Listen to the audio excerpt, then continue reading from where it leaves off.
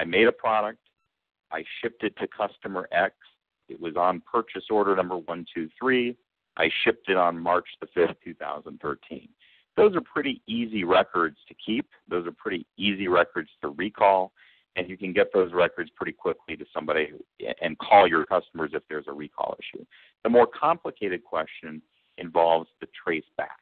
So if there is an outbreak, and if it is traced to you or it's traced to your distributor, they're going to want to know what is causing this illness.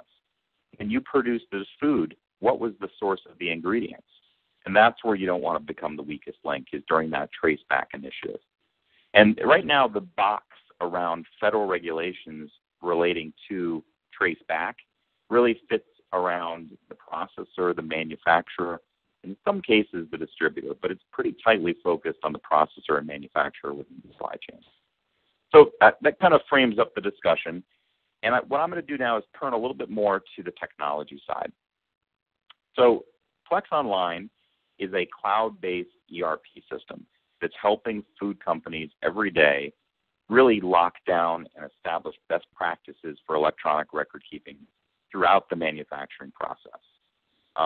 It's a new way of doing business. It's different from the old way of purchasing licensed software, installing it in a data center at your facility and operating that way. And there's some distinct advantages to what we do. So what I'm going to do is set up here an image of existing ERP systems as they've been over the last 20 years. And in typical fashion, if you install the system like this 10, 15, 20 years ago, it started with a core accounting and finance package, and then it might have had limited manufacturing capability that was slowly added on to over a period of time. So you added on quality control